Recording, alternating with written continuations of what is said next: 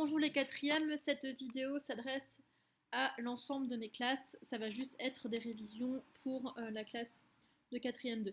Donc sur votre frise chronologique, vous aviez noté la date, les différentes dates de la terreur, et vous pouvez ajouter donc les différents régimes, monarchie constitutionnelle à partir du serment du jeu de paume, et ensuite on passe à une république après 1792, après le mois de septembre précisément.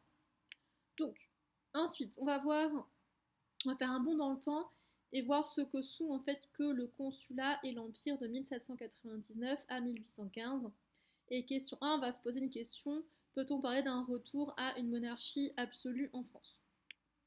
Vous aviez étudié seul ce document.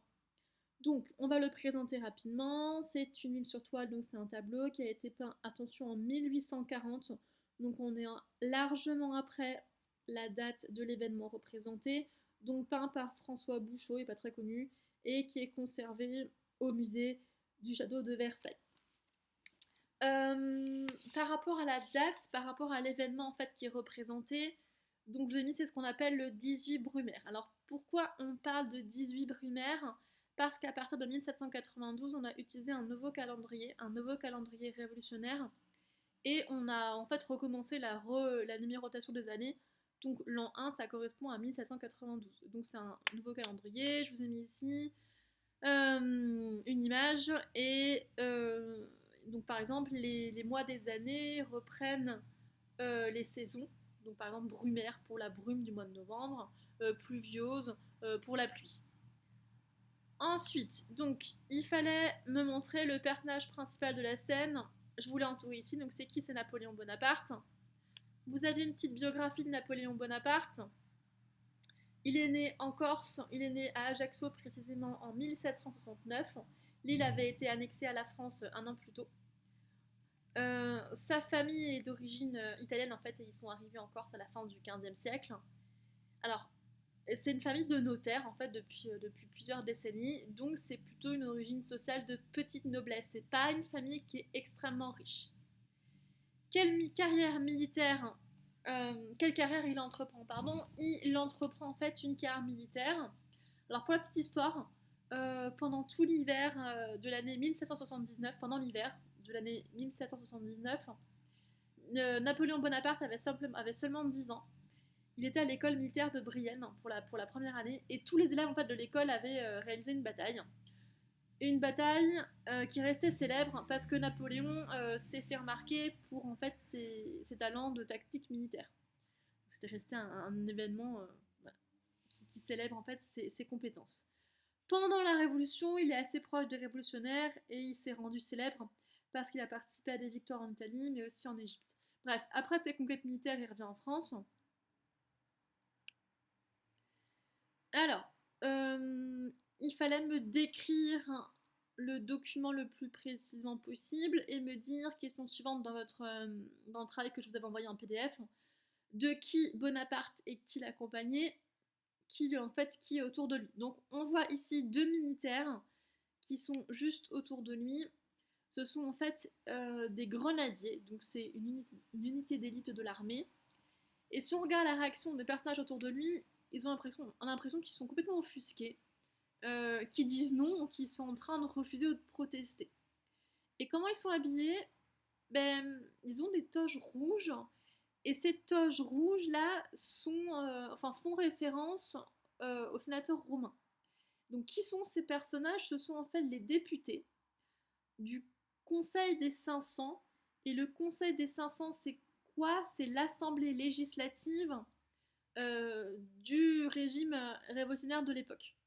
Donc on a dans la même salle à la fois des militaires, donc qui entourent ici Napoléon Bonaparte, et les députés de l'Assemblée.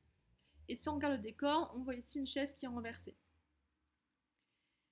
Donc, qu'est-ce qui s'est passé? Bonaparte, qui était accompagné de militaires, est entré dans cette salle et a tenté de prendre le pouvoir par la force. Et on appelle coup d'État le renversement du pouvoir, donc prendre le pouvoir en fait, la prise du pouvoir de façon brutale avec l'armée. Donc, normalement, si je suis la définition, un coup d'État, non, ça se passe de manière violente. Il y a l'armée quand même qui intervient. Or, si je regarde attentivement le tableau, bah rien, on a l'impression qu'il n'y a rien de violent. C'est plutôt un tableau qui semble presque doux, à part là quelques personnes qui sont en train de protester. Pourquoi? Parce que c'est une peinture qui a été commandée donc postérieurement au peintre pour célébrer Napoléon. Donc si on veut célébrer Napoléon, on va pas montrer l'image de lui, de quelqu'un de violent.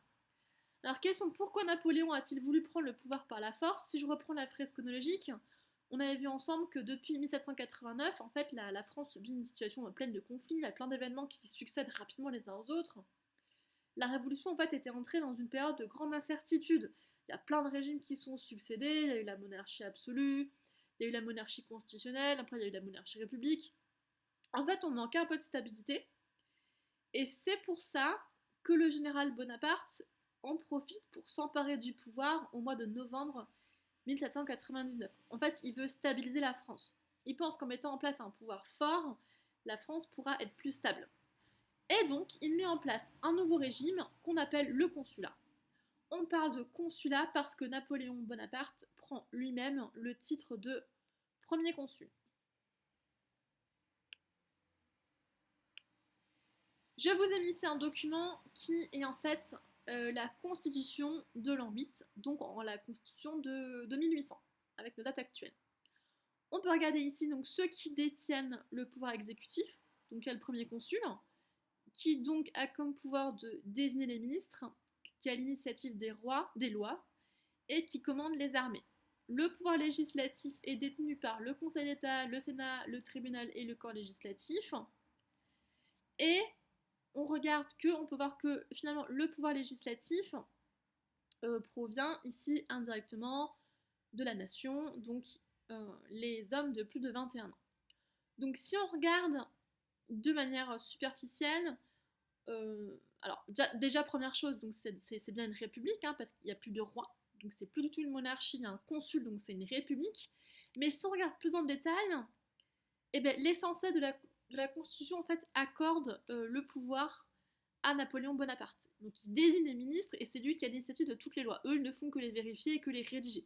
Donc l'essentiel du pouvoir appartient bien à Napoléon Bonaparte, premier consul. Donc on est dans ce qu'on appelle un régime autoritaire. Et si je complète la fresque chronologique, vous pouvez mettre ici donc de 99 jusqu'en 1804 ce qu'on appelle le consulat.